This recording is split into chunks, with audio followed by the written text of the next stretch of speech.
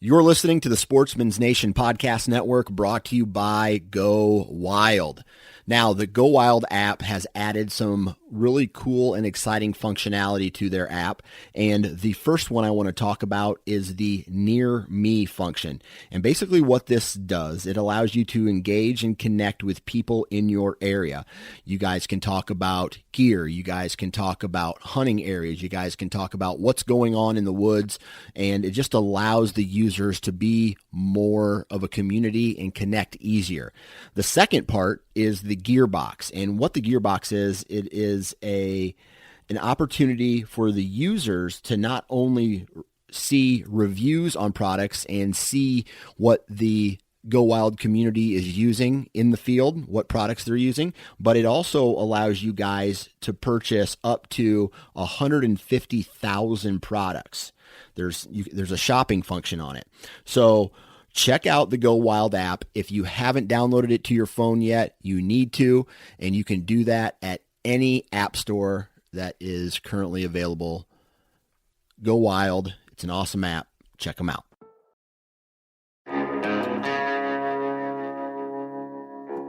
My name is Clay Newcomb, and I'm the host of the Bear Hunting Magazine podcast. I'll also be your host into the world of hunting the icon of North American wilderness, the bear. We'll talk about tactics, gear, conservation, but we'll also bring you into some of the wildest country on the planet, chasing bear.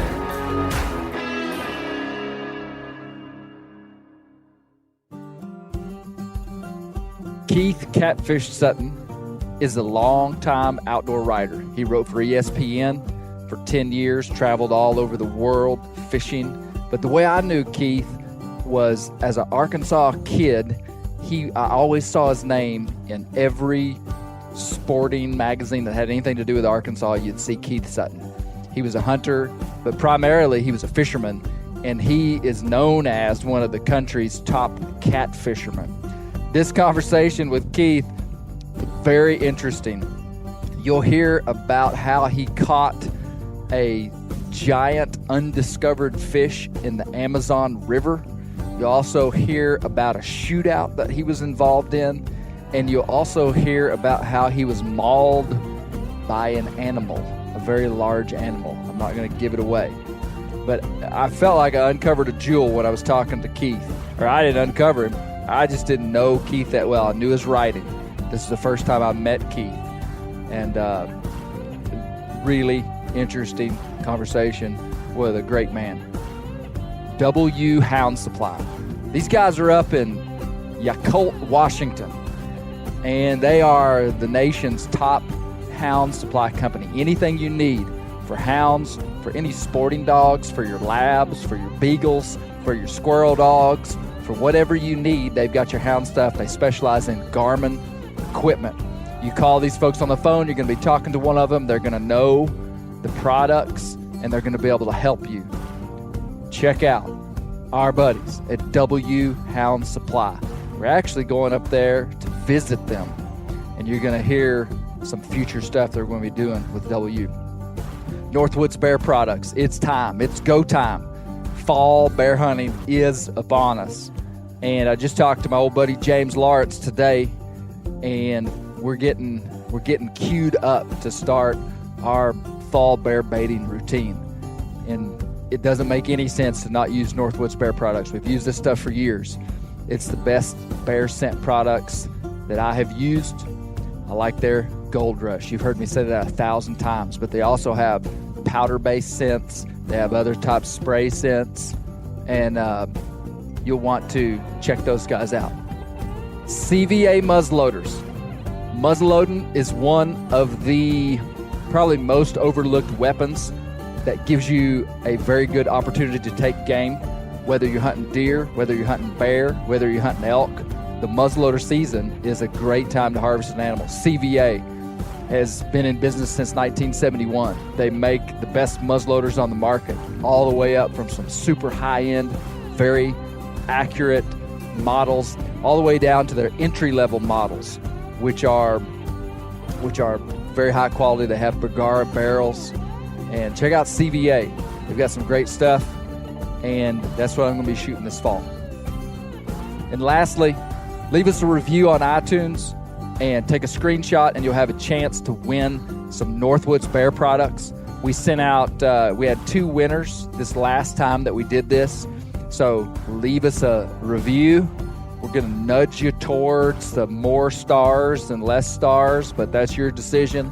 And screenshot and send that screenshot to us through Instagram or through Facebook Messenger or through info@bear-hunting.com. And we're going to send somebody some Northwoods Bear products.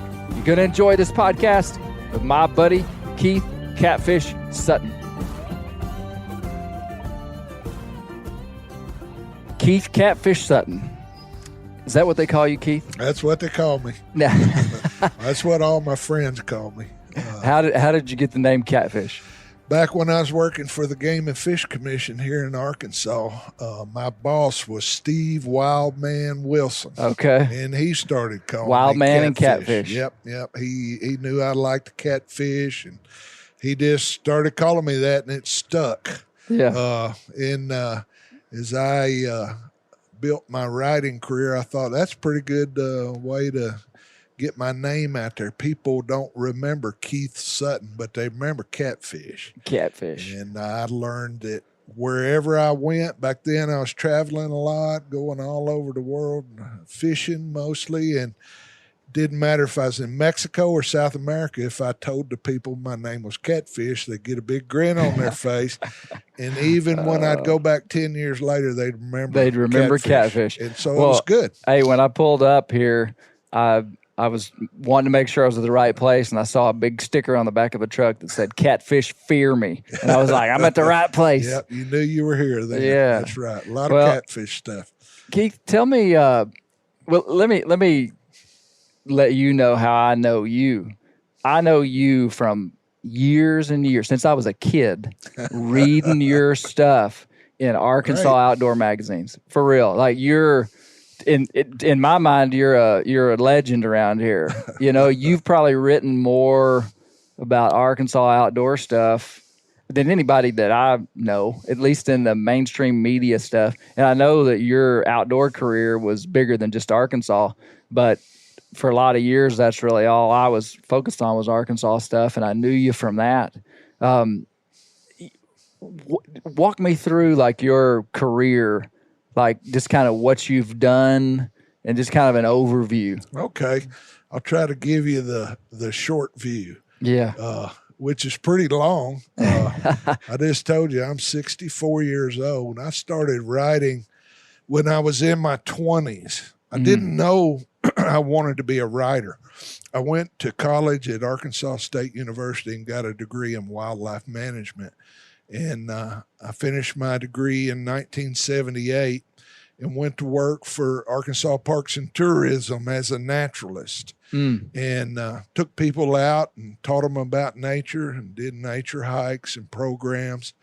And while I was doing that, a gentleman I worked with named Larry Lohman, he was a botanist on the staff. I was more of a zoologist, but he did a local newspaper column on edible and medicinal plants that everybody just loved, and I loved it. And I went to the editor at that paper and said, how would you like to have a column on wildlife and not just plants? I'd like to do one on wildlife. And he said, sure. You know, I can't pay you anything, but if you'd like to do it. So what I did, I worked out a deal with my boss at the park where every week I'd do a column as part of my job at the park. And my columns would include the programs we had in the park that week. What I did was a pen and ink drawing of a different animal every week and just wrote about that animal. Are you an artist? Not so much, but fair I was back then. I just don't do it much now. Yeah. But it got me started, and a lot of people just loved that column. And while I was doing it, I did it for several years. A magazine called Fins and Feathers came to Arkansas. You have to be. Now, that's not the current what's the Fin, Feather, and Fur? No, it's not different that one. No, different magazine. Gone now. But back then they had magazines in 50 states, and they had just started in Arkansas. Somebody told them I wrote outdoor stuff, and they asked if I'd be interested in writing hunting and fishing stories. And that's how I got my start in the magazine business. When you were in your 20s? Yep, I was in my 20s. I started doing that, and they paid me. And it was like, wow, you can get paid? Yeah. That was pretty awesome. And I started writing about hunting and fishing because it was an Arkansas-based magazine, that edition. I wrote about the Arkansas outdoors. And that was about the time I went to work at the Game and Fish Commission as well. I was the publications editor there when I started and became the magazine editor, and I spent 20 years at the Game and Fish Commission doing all sorts of publications, primarily Arkansas Wildlife Magazine. Okay. I edited that I was the editor for about 10 years. Now, did you have a background in journalism or anything? No background. I didn't know what I was learned doing. it on the job. I was lucky when I started with that newspaper. The editor there was a very good mentor. He taught me a lot. And then when I got in magazines, that was a little bit different. And I always felt like I was out of place, like I didn't know really if I was doing right or not. And so I started looking for mentors, and it took a while to find some good ones, but I got some good mentors. Several of the guys that worked with me at Game and Fish had been through journalism school. They shared what they knew and taught me a lot. And I just decided, I really love this. Writing is my deal. I like it. Yeah. It was hard to find a job in wildlife management then. All those jobs were taken up, and those people stayed in them for 30 years, and there weren't a lot of openings. So the writing got me in kind of through the back door where I could teach other people what I knew. And I worked real hard to learn writing. What did your mentors, because what did your mentors talk to you about? I mean, like, was it like practical stuff like grammar? Was it structure of how to communicate? Like what kind of input? I did pretty well in English in high school and all, but I just felt like I didn't know all the mechanics, and they taught me a lot of that. What I did, I would sit with them and hand them an article and say, edit this, and then tell me why you did what you did. Right. And so they would hand back some of my stories just red penciled all over. And they were honest with me. Fortunately for me, they were brutally honest.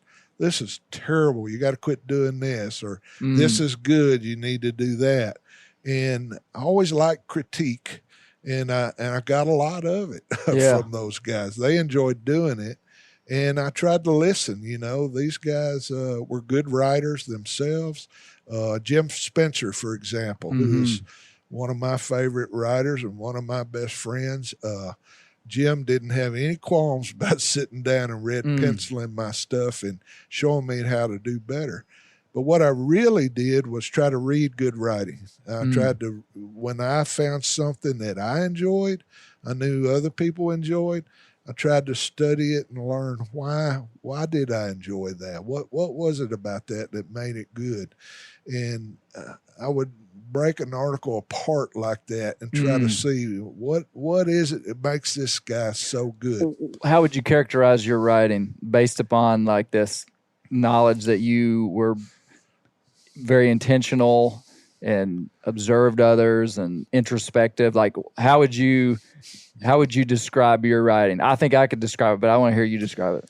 Well, one of the things I always tried to do was find stories nobody else had ever written. I felt like that was important. When I started working with magazines, I saw the same kind of stories all over again, all the time. How to catch bass on a spinnerbait, and what gun should you use for deer hunting. And they were done over and over and over again. And I got bored with that. I always was looking everywhere I went for some type of story nobody had written. That's what I wanted to write. I wanted my writing to stand out from everybody else. And catfishing kind of got me in that door too, because back then nobody was writing much about catfish. And I decided, well, I need some kind of a niche to be mine. There were guys who were great deer hunting writers, and there were guys who were great writers about other things, bass fishing or whatever. Nobody was writing about catfish, and I loved catfishing. It was an Arkansas thing I grew up doing. And so I thought that can be my niche. And I think it'll be a good niche because I had enough foresight to think ahead. That's going to be more popular someday. And fortunately I was right. When I started doing it, trying to sell a story on catfishing, it was almost impossible. Nobody wanted to buy those stories.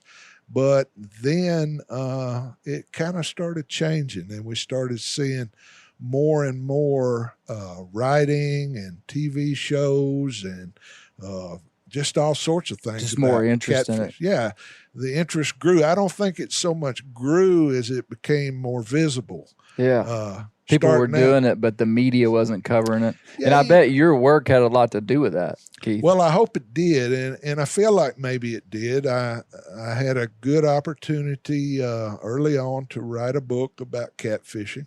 It sold really well. The publisher was happy, and I was happy. And then eventually wrote 5 books about catfishing. Okay. And there's a lot of other guys doing that now. I hope I kind of ushered in a lot of that era where people quit looking at not just catfish, but a variety of other species too, as trash fish. Yeah. People always thought of them kind of as trash fish. That's not the case anymore. And for good reasons. We realize those fish get big, they're abundant, they're good to eat. There's all kind of reasons to enjoy catfishing, and now more and more people, I think, do. And I hope I did help to usher that in. As you're telling me this story, it reminds me a lot of my own story with bear, Keith. Exactly. For real. Like, 10 years ago when I started writing and talking about bears, especially here in Arkansas, and now you had written about bears, and I want to get to that later. Okay. So I'm not saying I sure wasn't the first one, but it was kind of like this animal that not many people paid much attention to. And boy, today there's a lot of national outdoor media focused on bears, and it's partly because they're doing so well ecologically. I mean, bear populations are expanding and whatnot. But anyway, I connect with your story that you honed out a niche. For that reason. I've read a lot of what you've written about bears, and you're one of those guys that immediately comes to mind when I think about bears. You're one of those few people who have made that your niche. Yeah. And I think it's important as a writer that you do have some kind of a niche if you're going to make a living at it. And I did for a lot of years. It's changed a lot. I worked with Game and Fish for about 20 years. Yeah, let's get back on the career track there. Yeah. I retired there after about 20 years because I was working toward a full-time freelance career. And I started freelancing full-time in the early 2000s. Okay. And I freelanced full-time for about 7 or 8 years. And during those years, I really had a lot of fun. I traveled a lot. Now you would have been writing for national magazines. I was. What really got my name out there probably was I spent about 10 years writing a travel adventure column for ESPN.com. Okay. So it was just published online? Yes. It was all online. I was real fortunate. Steve Bowman here in Arkansas was one of the people who I worked with a lot. He was our local newspaper guy at one of the papers, and we got to be friends. And he eventually went on to do a lot of work with ESPN. And when they started their website, he was looking for writers, and he called me up and said, "Hey, I'd like you to do something every week, if possible, for ESPN." And it was like this amazing opportunity. Mm. I said, what do you want? And he said, I don't know. Come up with an idea. That's what you want an editor to say, isn't That's it? exactly what you want. And I went back to him and said, I want to do a travel column. I had read a lot of stuff by some guys who wrote with Outside Magazine. And I remember them talking about when they started Outside, they sat down and tried to decide what was going to be in it. And one of the guys said, I'm going to be the guy that travels to all these exotic destinations and writes about that. Yeah. And I thought, it'd be cool if I could do that hunting and fishing wise. Yeah. So I went back to Bowman and I said, how about let me do this? And he said, sure. He said, I can't pay for all your travel. I said, I'll tell you what, you give me some ESPN stationery, let me use that to line up my own trips, and I could make it work. And for 10 years I did, and it was amazing what exposure that gave me that I never dreamt I could have. There were days when I would get thousands of views on a story, tens of thousands. And people would stop me on the street because they saw that little postage stamp size picture of my face on my columns, and they would recognize me. And I couldn't dream that could happen. Yeah. But it did. It was amazing the amount of popularity that column. What was garnered. the column called? It was called Out There with Keith Sutton. Out There with Out Keith There Sutton. with Keith Catfish Sutton. Keith Catfish Sutton. It was out there. So that was from 2000 to about 2010 yeah, it or was something? somewhere in that neighborhood Yeah. when I did all that. Eventually, ESPN got bought out by Disney and bigger companies. They and quit doing hunting it. stuff. Yeah, during that time, I also got to do I did 56 TV shows with them as well. Really? Short TV shows in between the bigger ones. But that also got me a lot of exposure, and it was fun to do. And Is there any place people could go look at those now? Are they online anywhere? No, they're no longer online. Really? I wish they were. Yeah. Sometimes they were. catalog that stuff on YouTube or something. Now, the columns I wrote, you can probably still find. Probably I still think. search they, those. They still have some of those up on the ESPN website, but Yeah. you got to dig deep to find them. Yeah. But Where did you get to travel to? I traveled all over the Western Hemisphere, from Alaska and Canada down to Brazil and Venezuela. Spent a lot of time. See, I didn't know that, Keith. I didn't know that about you. It was the glory years, I call them. I was younger then, and I could do all that. It was grueling sometimes. I'd be gone for weeks a lot of times. People came to me and offered me opportunities that were once in a lifetime. A guy I met down in Mexico said, where would you go? We were fishing in Mexico. And he said, where would you go if you could go anywhere in the world tomorrow? And I said, I always wanted to go to the Amazon in Brazil. And within a month, he had us a trip lined up. Oh, we went to Brazil, and I just fell in love with it. What did you do down there? Peacock bass fish? Peacock bass, but more than that, catfishing. Really? It was in the Amazon River? Yeah, huge catfish. Really? Fish that get several hundred pounds. Did you catch a big one down there? I caught several big ones while How we big? were down there. The biggest I landed was around 100 pounds. No way. I've had some that were a lot bigger. Now, would that be line. bigger? That would be bigger than anything you would have caught here. Yeah. I mean, what I've never catfish caught here one get that big? Blue cats Blues? and flatheads both get that big here. Okay. But down there, these fish, the 100-pounders, they call them fry. Is that They're right? babies. That species gets over 600 pounds. No way. You just can't hardly catch that fish on a rod and reel, can you? It's almost impossible, to be honest with you. It's the hardest fighting thing I've ever experienced, and Wow. I've caught a lot of big fish. I spent a lot of years that got to be my deal. I wanted to catch big fish, mostly freshwater. I've caught sturgeon that were 10 feet long, and I fished for a lot of big fish, and fished a lot in saltwater too, and it was just awesome catching those giants, and that was kind of my deal, was being able to do that. So I went to Brazil, I think 5 times, spent some time in Venezuela, and really tried to develop a business where we were carrying people down there to try to catch some of these monster fish. We'd take 16 anglers at a time. I had an agreement with a company that had a boat in Brazil. They would let me book my clients, and so you were you a booking agent or would you call yourself an outfitter? With a booking agent would be the best way of saying it. But I would write stories and say, hey, you want to go with me to Brazil and try to catch a 600-pound catfish? And we'd book the trips full. But what happened was 9/11. It just ended it, just abruptly. I had a trip lined up with 16 people to go down, and when 9/11 happened, everybody canceled their trip. And it kind of put a damper on the whole industry for several years. Nobody really wanted to go on those trips until things kind of got back to normal. Yeah. So I quit doing that. And in the meantime, I went to work with the Future Fishermen Foundation.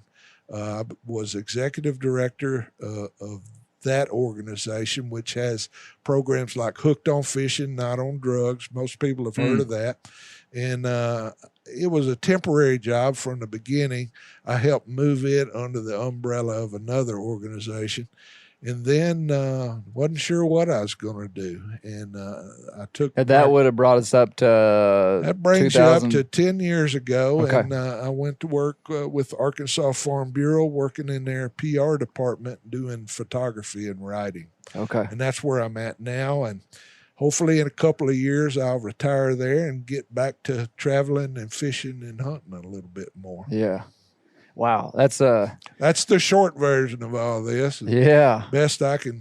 Well, the international travel I didn't know about, because, like I said, I knew you as just the Arkansas guy when it came to fishing and hunting stories. Arkansas folks are the ones that were my folks. You know, they stuck with me all those years and enjoyed reading what I was doing, but largely because most of what I did, even now, most of what I still do is about Arkansas. Yeah. And, I just love this state. We've got some wonderful opportunities for hunting and fishing and all other kinds of outdoor recreation. And I guess it goes back to those years with parks and tourism. I always enjoyed sharing with other people the outdoor stuff and teaching them how to enjoy it as well. And Arkansas is my place. I wanna come back to Arkansas, but I can't skip over the Amazon River. I got one more question for you. Sure. Did you ever, as much as you were down there, did you ever run into any sketchy situations on the river with just any, like, some exciting wild thing that happened down there? In the Amazon, really not so much. The places we went were very remote, not a lot of people around. I never really had anything out of the ordinary happen down there. But in Mexico, I had a lot of crazy things happen. We got held up by bandits one time coming out from a remote lake down there. Really? They stopped your car and stood you up? What they do? They rolled boulders into the road and stopped the whole caravan, all of us coming out of this lake in the middle of the night. What'd they put in the road? Boulders. Yeah. They rolled boulders down in the road. Fortunately, we had some armed guards with us, which they didn't know. But there was a shootout. No way. It got really sketchy. Whoa. We got to stop there for just a second. So how many vehicles are in this caravan? There were 4 vehicles, I think, and altogether. So you're not driving, I presume. No. So you're riding in one of the cars. Yeah. The cars stop. Yeah, everything stopped. It was did literally, they try to rob you? Yeah, we were coming out of the lake at an unusual time. Usually they come out in the daytime, but the fishing had been so good, our group agreed, let's stay as late as we can and we'll drive out in the middle of the night. We can sleep on the way to the airport. And so it was literally the middle of the night. It was 1 or 2 o'clock in the morning probably. And we headed out, and of course, I knew we had these 2 guys with us who were armed. I had to ask when I first met them. In fact, I'd fished with them all week. They liked to catfish, believe it or not. So their names were Julio and Julio. So as we were coming out, the whole caravan just stopped. And I asked the driver, why are we stopping? And then gunshots erupted. Oh, wow. He said, banditos. So he told that's everybody. A universal, that's a universal word there. He told everybody, get down in the floorboard. You know, he didn't know what was going to happen either. And I mean, my first instinct was to grab my camera and see if I could get pictures. And then I decided journalist there came were out so in you. many bullets flying around. I decided that wasn't a good idea. And we all got down in the floorboard, and a lot of shots rang out, and we didn't really know what was happening. And then suddenly somebody tapped on the window with a gun barrel. Oh, but fortunately, it was metal one to of our glass. Yeah, but fortunately, it was one of our armed guards, and he said, "Senior catfish, that's very exciting, huh?" He said, we scared the banditos away. So fortunately they did, but we all had to get out. So nobody got shot? Nobody got shot that we know of. Luckily, the banditos weren't very good shots. Yeah. So, you know, those were the kind of stories that made my ESPN column. I mean, over the years, there were all kinds of We could probably search that online and find that story. Yeah, probably so. Senor Catfish and the Mexican Banditos. Is that right? Oh, man, I'm totally going to search for that. Yeah, it's out there somewhere, I'm sure. Most of the time, you know, people always asked about Brazil. Weren't you scared being in those remote places? I was never scared. It was totally the opposite, really. I'm scared going downtown Little Rock at night, but I'm not scared being on the Amazon 600 miles from nearest town because there's nobody there. Yeah. That's what made it exciting. You're in a place, few people visit, few people are there, few people live there. And so you have all these amazing opportunities, especially fishing-wise, that are just incredible. And I never felt in danger. I mean, we saw things that could have been dangerous. We saw 15-foot anacondas and things like that, but I never felt like we were ever in any danger down there. I loved going to Brazil. The people down there are really wonderful, and there's nowhere in the world got better fishing. I mean, is that right? It's incredible. Peacock bass. At the time, nobody was really promoting the catfishing down there, and I didn't know my first trip down there that there were huge catfish. Really? And when I found out, it's like, why am I fishing for peacock bass when I can catch a 600-pound? Give me some chicken liver and a treble hook. Exactly. So my second trip, on my first trip, something happened that was kind of incredible. I was in the boat with a friend from Brazil, and we saw this massive fish that was probably 7 or 8 feet across, round as a circle, that swam under the boat. And I'm like, what the heck was that? And he called it a haya. And I didn't know what that meant at the time, but it means ray. Oh. But it was 7 or 8 feet around, and I didn't think freshwater. They had those in freshwater. You weren't close to the ocean? No, nowhere close. Freshwater we were 3,000 miles from the ocean. Oh, wow. And so when I got back, I started trying to find out what could that be. Nobody knew. There was no information about a fish like that. So I decided, I know where I saw it. I'm going to go back and try to catch it. So my second trip, I went. Send an Arkansas boy named Catfish down there to do a man's job. I went to the same place my second trip, and I caught that fish. No way. And it's called a discus ray. It had not been seen or described since the early 1800s. And it turns out there's more of them than people really knew. How did you catch it? Well, I figured it's a ray. I'd caught a lot of big rays in saltwater. So you knew something about catching rays. I'd caught southern stingrays that were 7 or 8 feet across, and they lay on the bottom and eat dead stuff. So I put a dead fish on the hook, threw it out on the bottom where I'd seen this fish before, and within 15 minutes I had it on No my line. way. Why didn't something else eat? I mean, like if those fish or rivers are so full of fish, I mean, they are pretty amazing. It's difficult fishing with those kind of baits, but I was just determined, I was going to try to hit the right spot, and just fortunately I caught it, and it was like the most incredible fish I've ever seen. When I got back, I decided, well, it needs to be a world record. I wanted to enter it in the record book, and you have to have the fish identified by an expert. I couldn't find an expert who knew what it was. I had all these great photos of this fish. None of the ray experts had ever heard of it. Finally, I found a guy in Germany who's a ray expert, and he said, this fish is painted in a book from the very early 1800s. It's the same fish, I have no doubt. In this book, it was called a spine-tailed Leposaurus. And the picture was identical. It had a short tail covered with spikes a dinosaur. You got to show me this picture. Yeah, for sure. It was an incredible fish, and it's still the world record.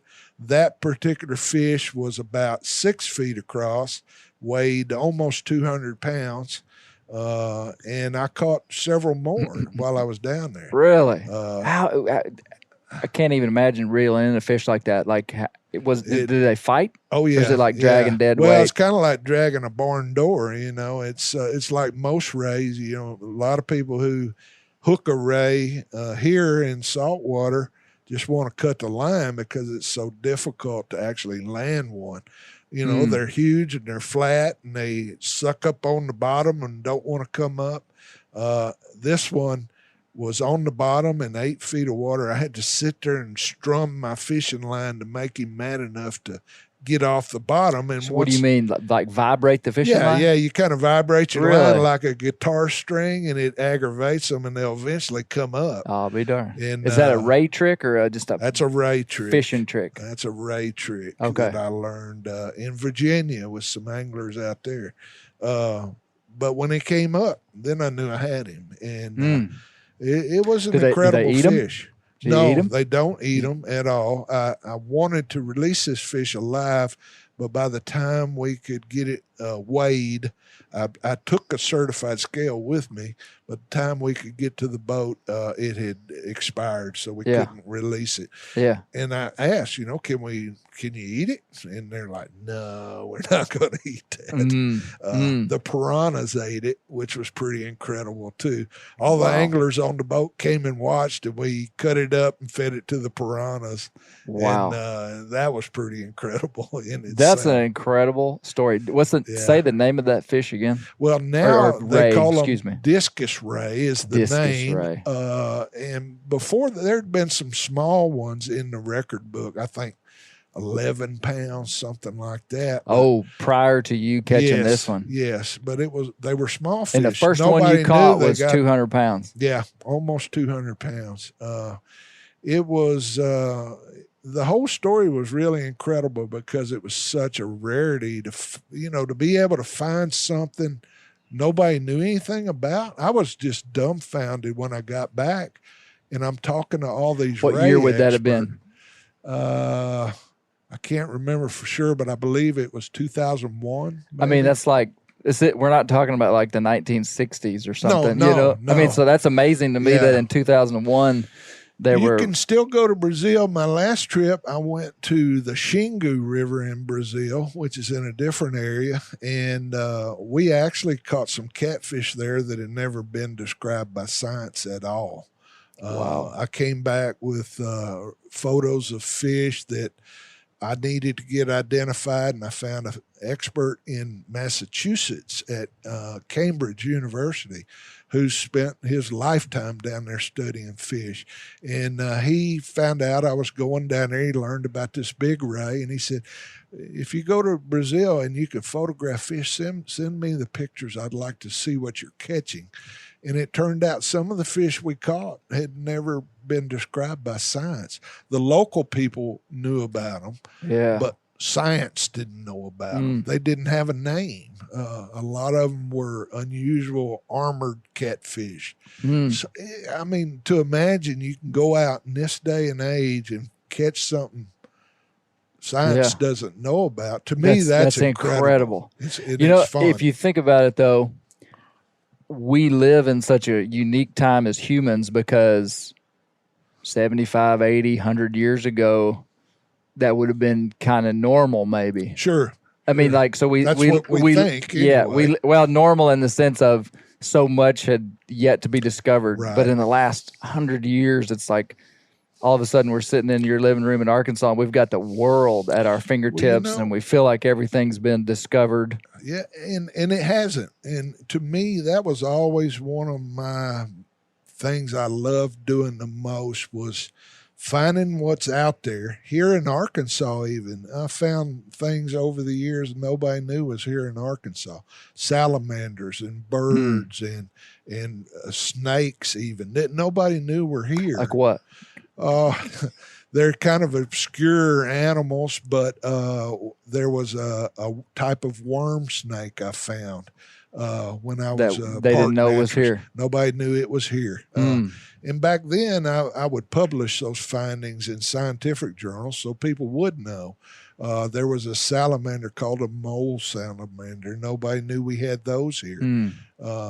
Even today, if you dig and read on the internet, every year there's literally hundreds of animals being discovered nobody knew about at all.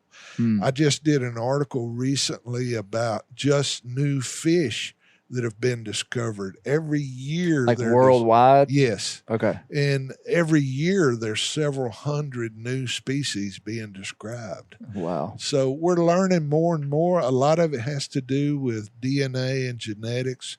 Right. We're finding out fish that we thought were all one type of fish are really several species. I see. But sometimes it's something brand new we didn't know about. And yeah. To me, those adventures when I was able to find something nobody knew about, that's the coolest thing in the world. That really is. It's really fun. That really is. Well, okay, segueing back into Arkansas, you have I've heard the lower White River drainage described as the Amazon of the South.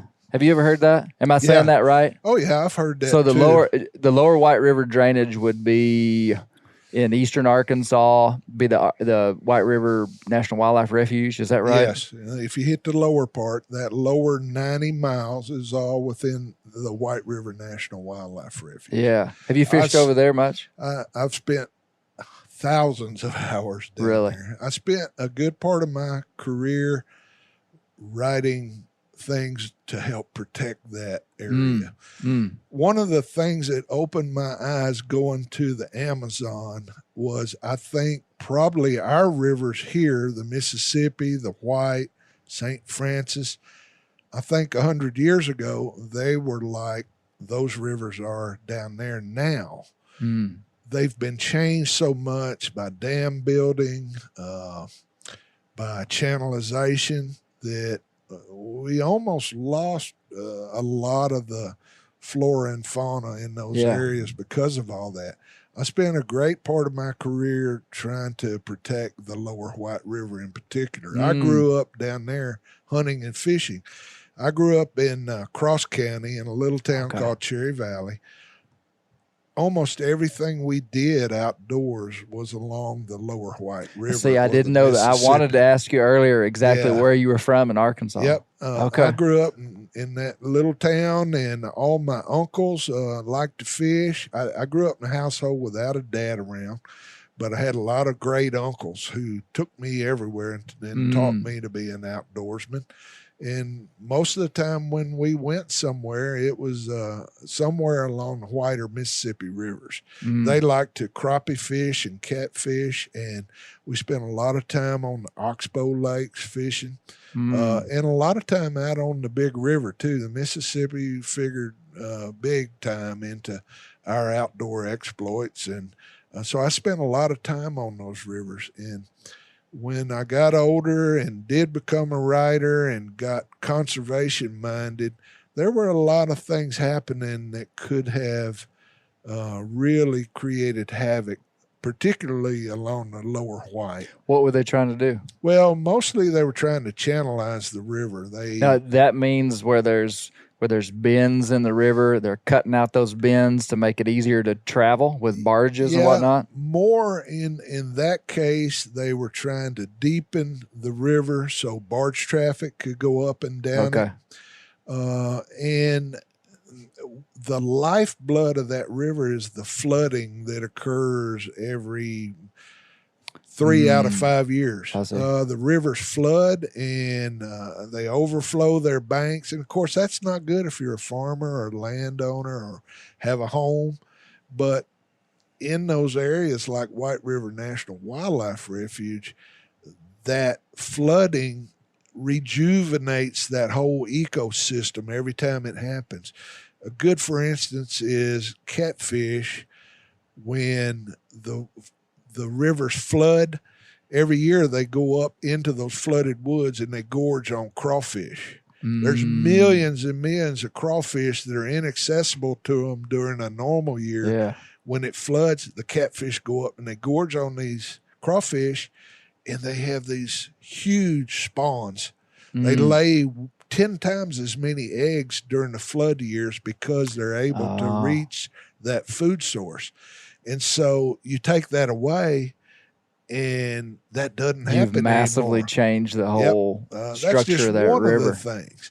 Yeah. So by deepening the river, you would reduce the flooding. You would reduce the You're flooding. increasing the volume of that river channel. Exactly. The barge traffic is a good thing, I guess, for being able to carry goods, from one point to another, particularly farm commodities. Right. But it changes that. And, I work for a farm organization now. I understand why that's necessary. But there should also be places that we don't change for that reason. Yes. And I've always felt like that lower White River Basin is one of those places. Eventually, they wound up building a dam at the mouth of the White that really changed a lot, but the channelization didn't occur, so the damage wasn't as bad as it could have been.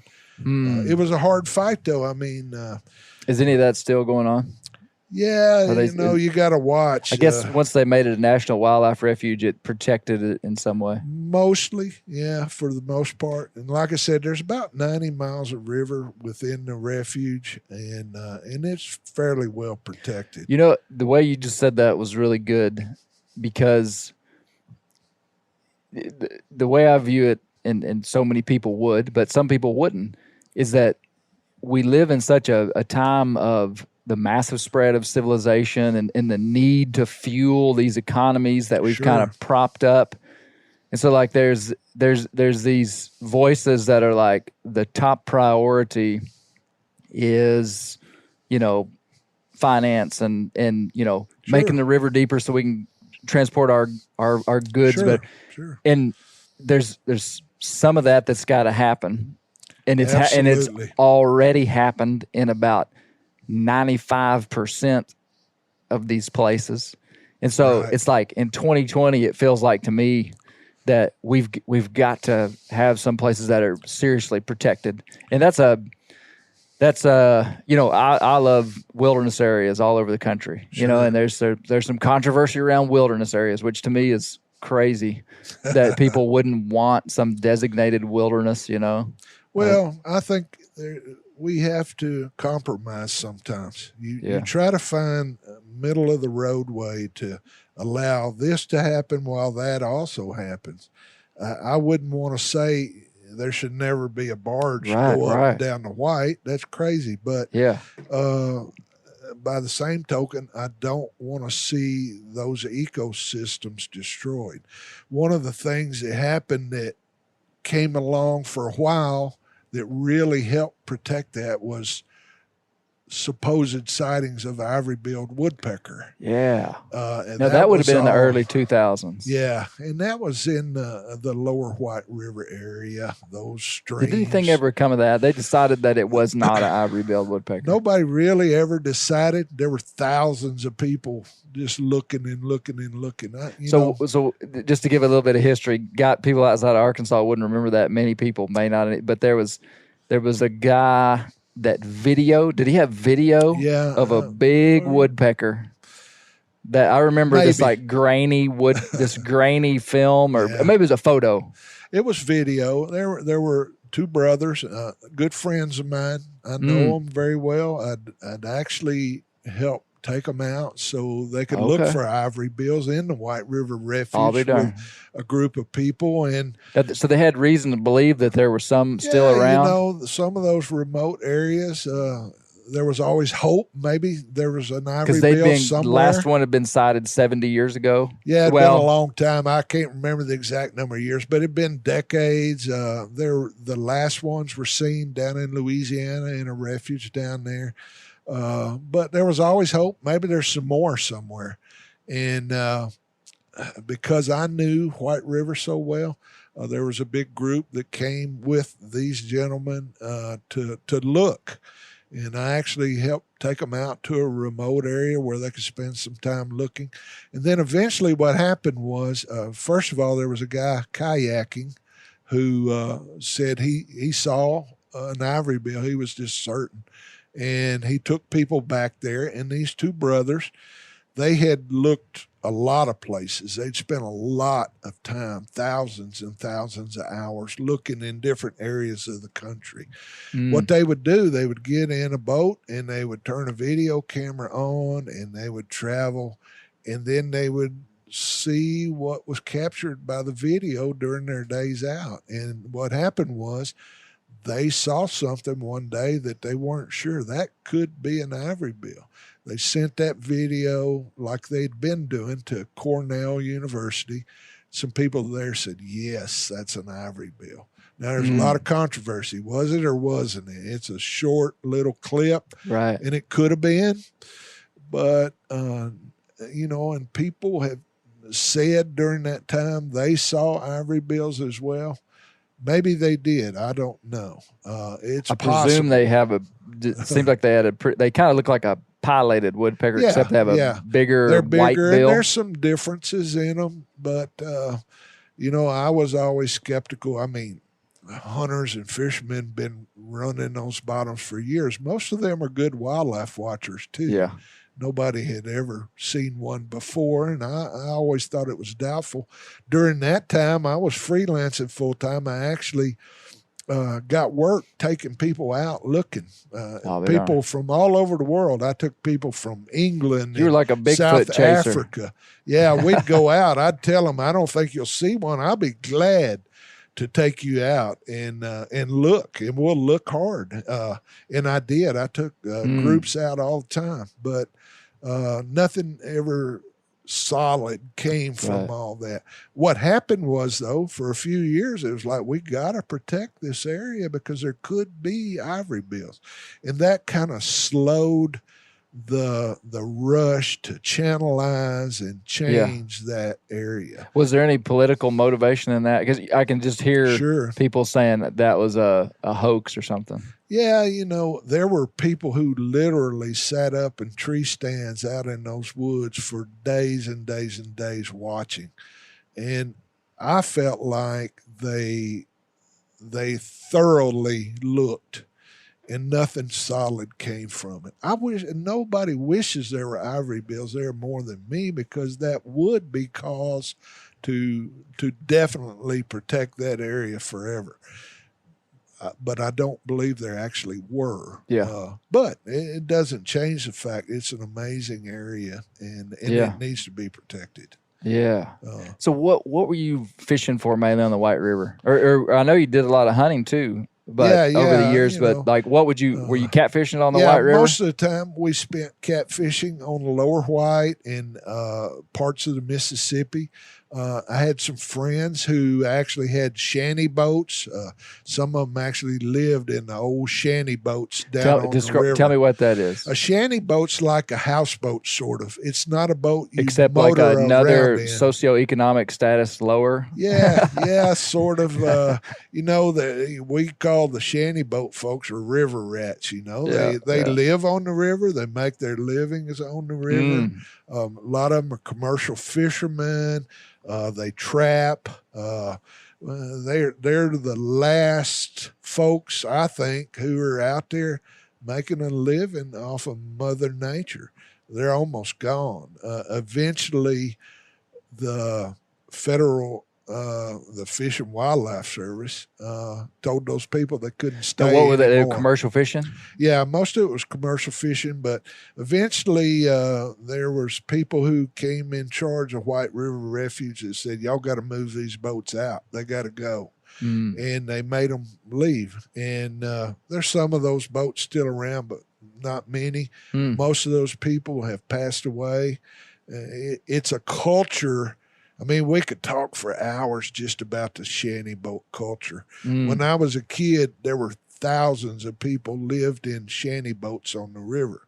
Is that right? On the White River. And would this have been across rivers all across the South? Yeah. But I mean, you knew the White River. Yeah, particularly the White I knew, and there were literally almost every little town you came to had its own shanty boat town.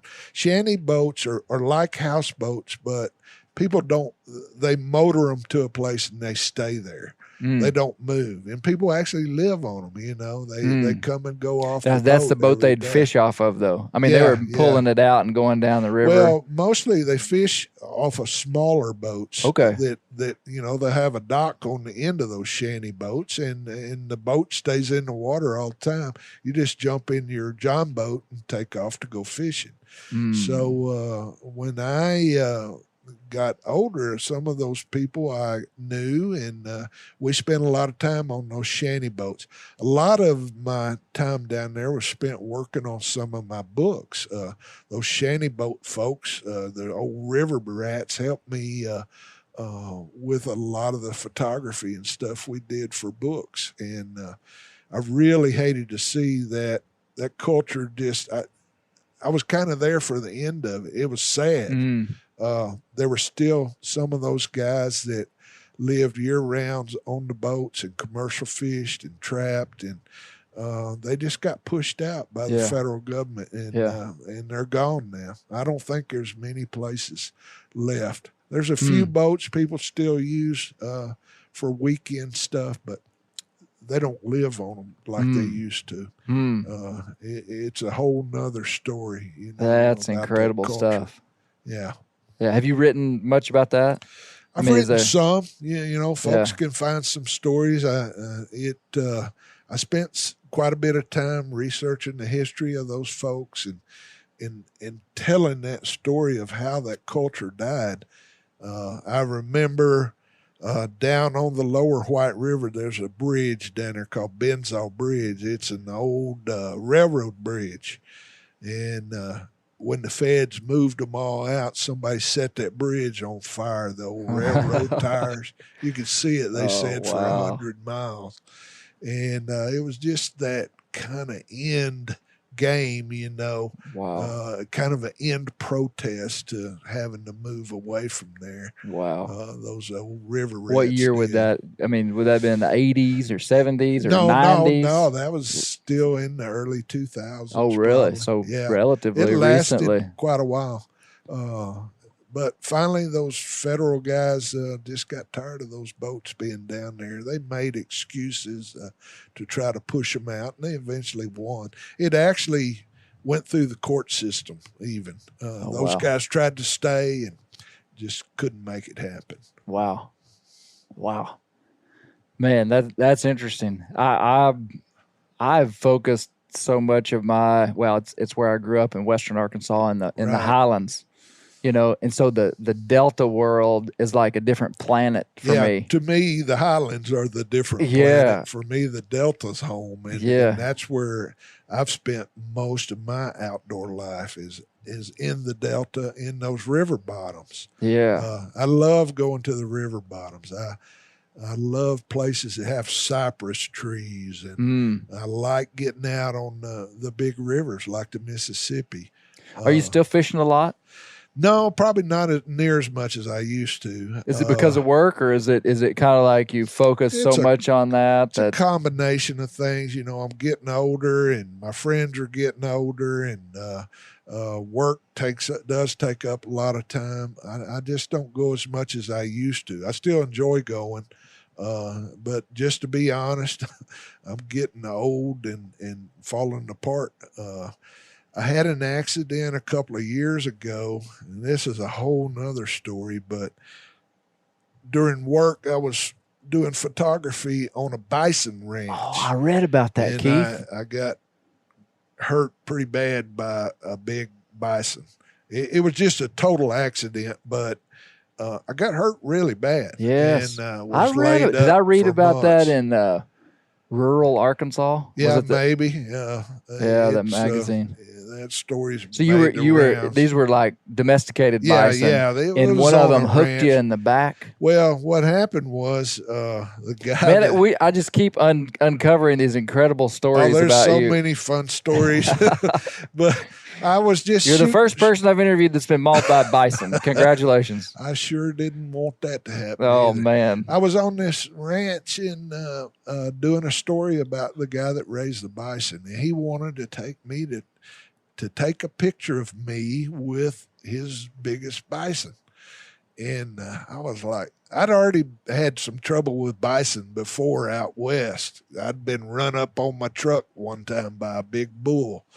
And I kept telling this guy, I really don't want to do this, get my picture made. And he just kept, everybody gets their picture made. I wouldn't want you to be here and not get your picture made. So I finally agreed to do it. He's feeding the bison range cubes out of his hand, and she's standing right in front of me, and she put her head down so he could scratch her on the head. I mean, she was tame as she could be. But what happened was she accidentally, when she lifted her head up, she hooked my belt loop with a horn. And I mean, I saw it happen. I knew what was fixing to happen. It really horrified me. And when she felt my weight on her head, she went crazy. She threw me up in the air for a long time. And unfortunately, my Wrangler jeans, the belt loop wouldn't break. I was trying to break it the whole time, and she's throwing me around. I hate that head. I'm laughing, Keith. No, it's funny now. It wasn't funny at the time. When she got me up in the air on her head, and she had two horns in my back, one on each side, I just figured I was gone. I mean, it lasted a long time. The guys, so she couldn't get me off. Couldn't get you loose. That horn got under my belt, and my belt wouldn't break. And I'm trying to get it off, and these two guys both got me by my legs, trying to pull me off, and it just wouldn't happen. And I thought I was okay after it happened. She beat me up pretty bad, but we looked at all my injuries, and I said, man, I'm just lucky. I think I'm okay.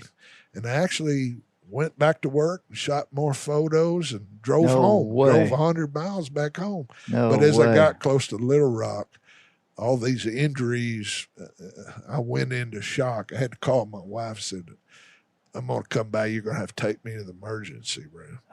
And what year was that? That was 15, 16? 17.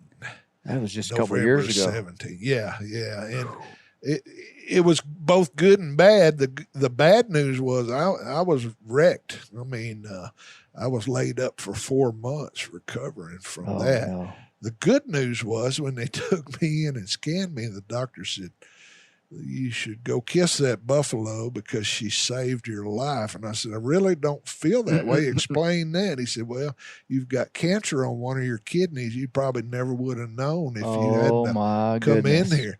So I said, okay, what does that mean? He says, I will pop that kidney out and you'll be good as new.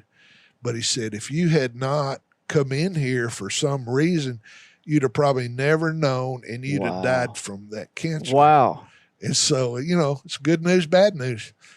Saved by Buffalo Mall. Exactly. They took that kidney out, and I'm good as new now.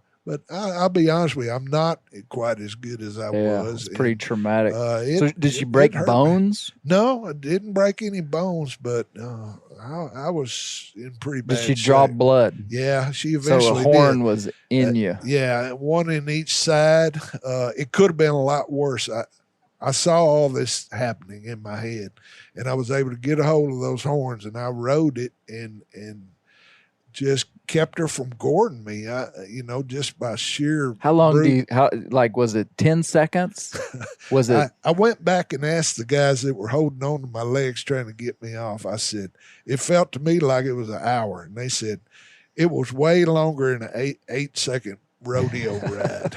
I said, well, how long do you think it was? And they said, you were probably up there for a whole minute at least. Wow, that's a long time. And I mean, time. she was beating me up pretty bad. So it a was just a pure story. accident. But, thank God, or I wouldn't be here now, maybe. That's what the doctors think. So some things happen for a reason, I guess. Yeah. But I'll be honest with you, I had never felt quite the same. It's a little more difficult doing stuff. It's hard to sit in a boat all day. Yeah. My back causes me problems, but I'm okay, really. The doctors say I'm all healed up, but that has slowed me down. So I'm just getting old. I really have played hard all my life. I've done all this wonderful stuff. Got no regrets. I decided years ago I want to live life to the fullest. My mother died when she was 40. My dad died when he was in his early 50s. I always thought, I got until I'm 40, maybe. Her dad died when he was 40. And I thought, I better get everything done by the time I'm 40 because my genetics is not so good. So that's one reason I did all these things and I went all these places. And I'm just fortunate I've lived a lot longer than my parents did. But I've gotten to do so many incredible things, and it's just been a wonderful life, and a lot of it happened because of my writing and being able to meet the right people. And I've had really good friends that have taken me to lots of good places. I've explored all over this hemisphere, and I've even been some in Europe and Asia. I hadn't made it to Africa or Australia yet, but someday maybe. I've got sons now. My wife and I have 6 sons together. They're all grown. I didn't know that, Keith. Yeah, they're I've travelers. seen one of your, well, maybe multiple sons, but over the year, I would have told you that you had a son because I've seen a picture of you with one boy, one of the boys. Yeah, they're all grown now. 6 boys. Yeah, 2 of them live next door, but 2 of them have really spent a lot of time all over Asia. One of my sons right now lives in Bangkok, Thailand. One of my other sons has been to close to 20 countries, I think, in Asia. He married a young lady from China, and they travel all over the world. So they're travelers too. Somehow that bug bit them, and it's fun seeing what they do. They enjoy going to all these exotic destinations. So my goal is I hope I can retire in a couple of years. Maybe I can spend more time with them, seeing some of the things they're seeing now that I haven't seen. What do you you want to do that you haven't done, Keith? Oh my gosh, there's so much. There's so many places in the world I'd like to go see. I love South America. I really do. And I'd like to spend months and months down there exploring. I'd like to go back to Brazil. I love the Amazon and Brazil and some of those rivers, and I've made some really, really good friends down there during my time down there. I want to go back and spend time with them. Some of them are big fishermen that's all they do all the time. Now, would these future travels after retirement, would they involve fishing? Oh yeah, definitely. So there's still a drive. Oh in yeah. Work keeps me from going as much as I'd like to now. But when I took this job at Farm Bureau, I was able right off the bat. I went down and spent some time in Costa Rica, which was amazing, a whole nother amazing place. And there's a lot of places, from Mexico south that I'd like to spend more time. Yeah. Some that I've been to and some that I haven't. Yeah. It's just an incredibly different world down there. Yeah. And it's more difficult now, maybe. And now with COVID-19, who knows? You can't really go places for a while. So I don't know what'll happen, how it'll all shake out.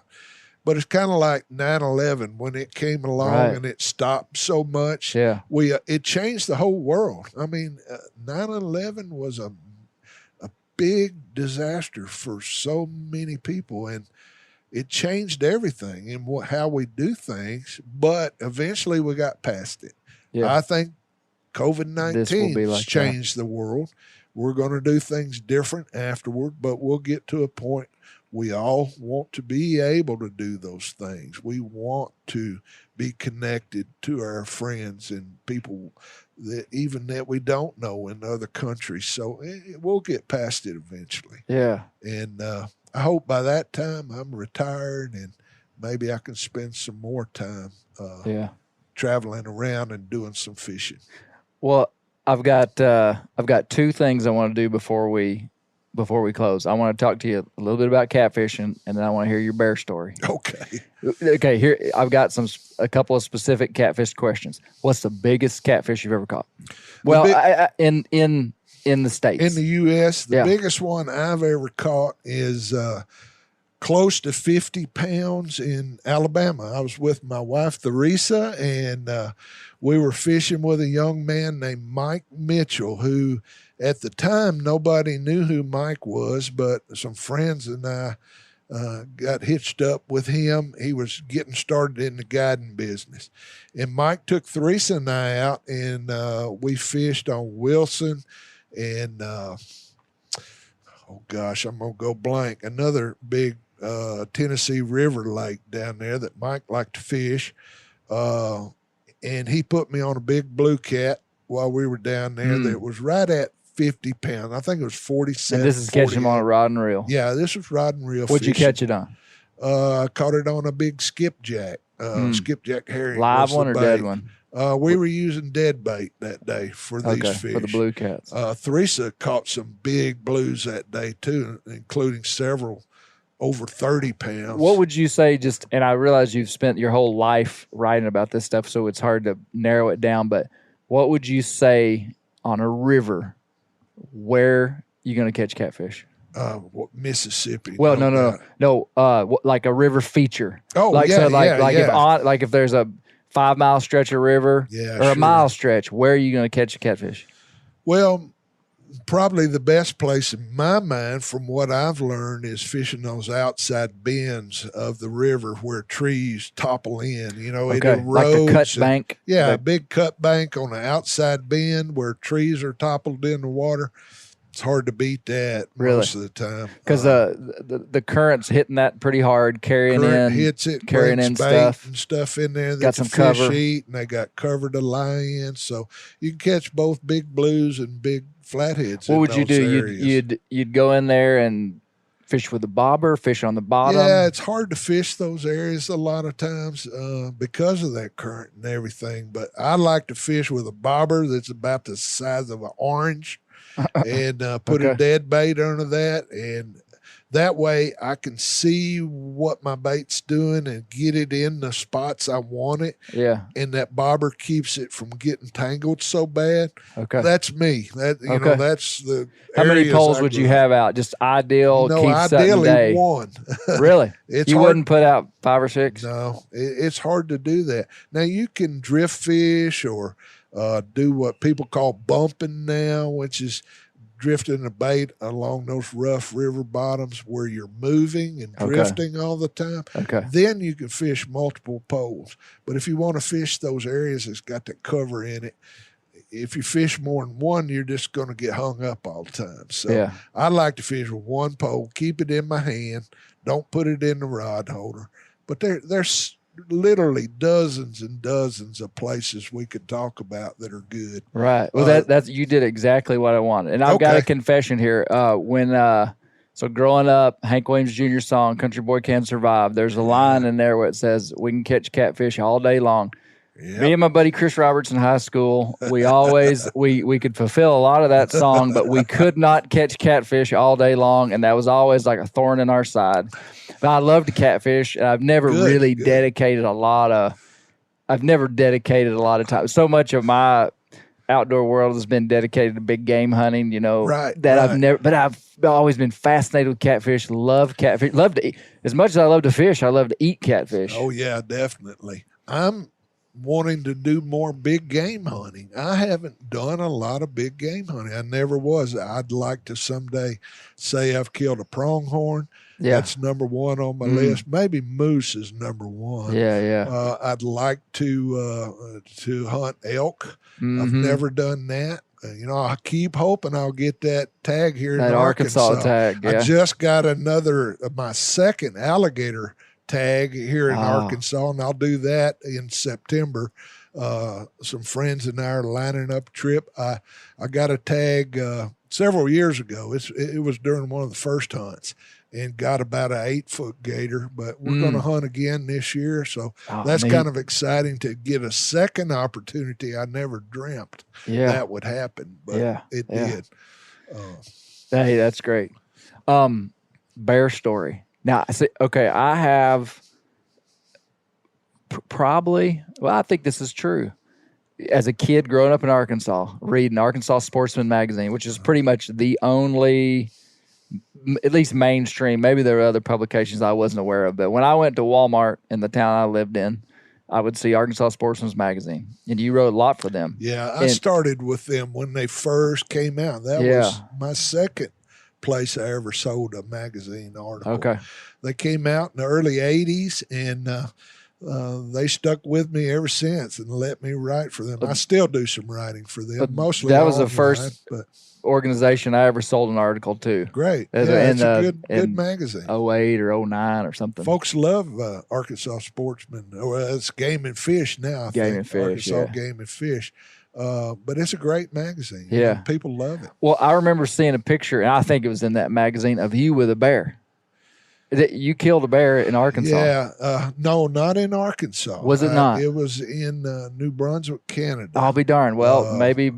Okay, well, tell me that story. As a little kid, I guess I associated you with Arkansas. I saw you with a bear, and I knew you wrote about bear.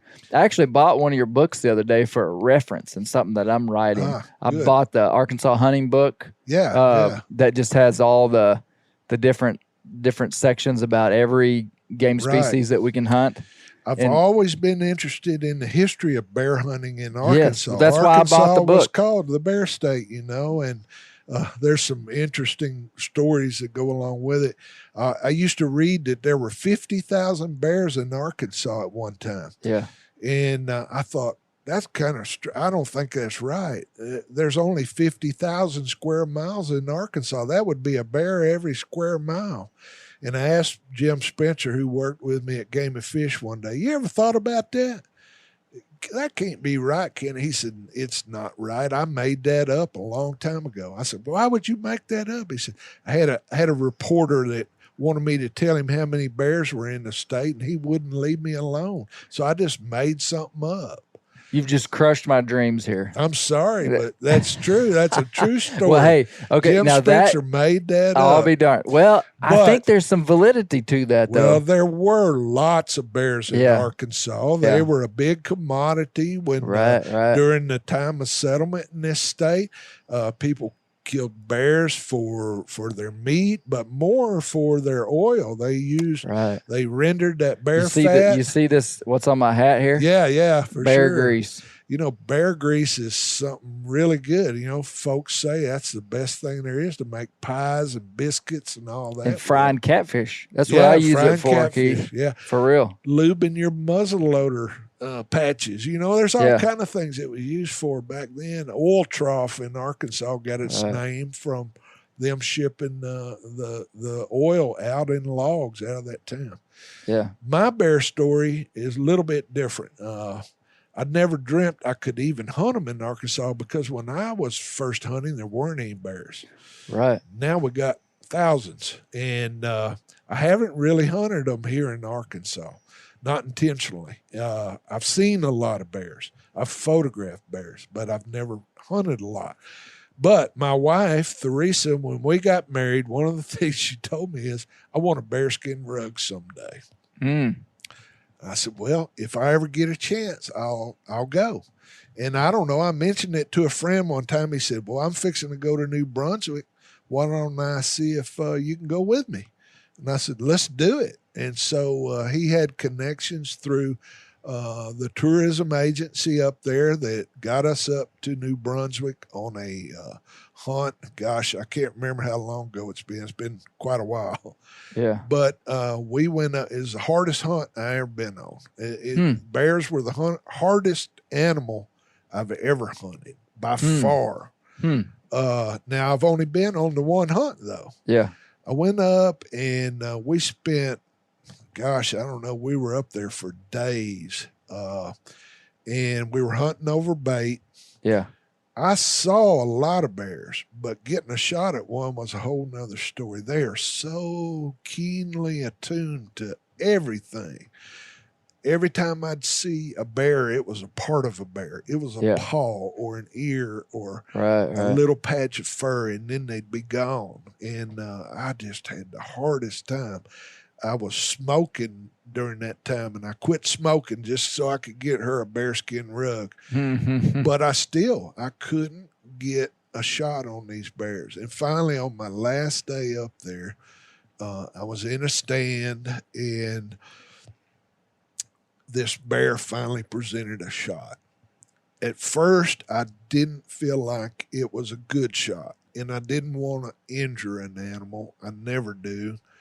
And so I passed, and I sat literally watching this bear for almost an hour before I felt like I had the right shot. And when that's some good patience. I was hunting with a muzzleloader, 50 caliber muzzleloader. That's what I took to hunt with because I wanted to kill the bear when I shot it. And I thought that gives me a good chance. And I was comfortable with that rifle. And I had about 100-yard shot on this bear. And she presented finally a good shot. And I shot, and she dropped in her tracks. And I was just ecstatic. I was just like, oh, my God, thank goodness. Because it was my last day. Yeah. And so first thing I did was light a cigarette and sat there and smoked it and looked at that bear, and I was just proud. And I lit another cigarette and sat in that stand and watched. She didn't move. And then suddenly she came back to life. But she was gone, and it's dark, and I got to leave at 6 in the morning. And I said, we got to find this bear. I know that bear's got to be dead. And so we walked around with flashlights. The bear wasn't dead. And when I shined a light in this brush, she jumped up at me, scared me half to death, and I shot her again.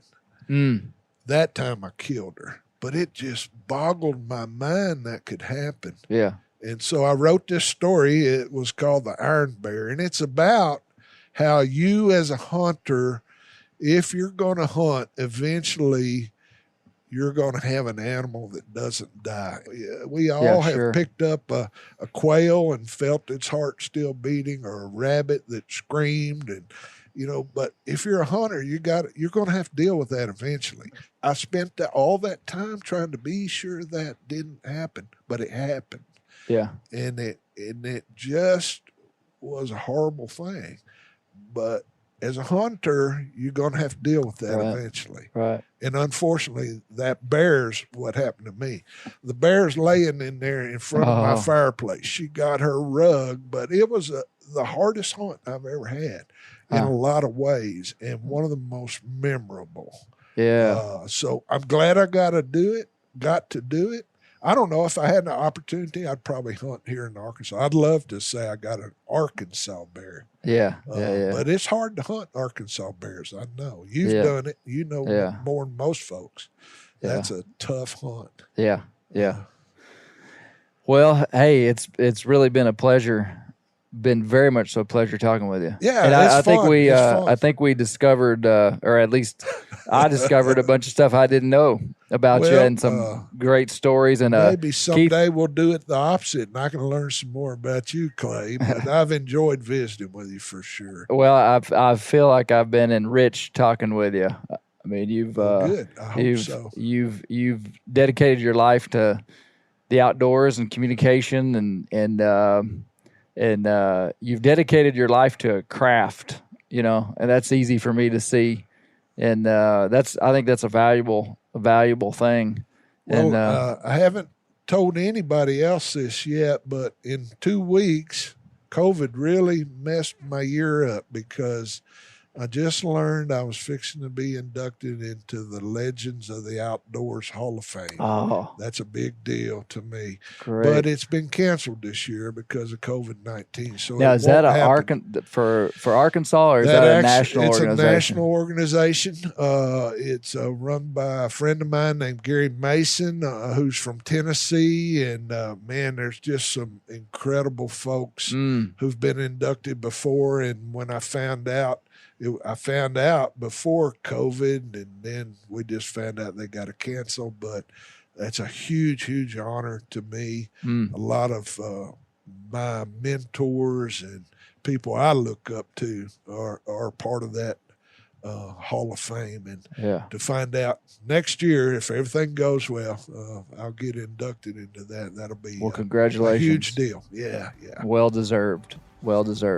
Well, thank you, Keith. It's been a pleasure, and look forward to talking with you more in the future. Yeah, for sure. Well, thanks for coming to visit, and I really enjoyed the conversation. Yeah. Keep the wild places wild, because that's where the bears live. You betcha, for sure. Thanks, Clay.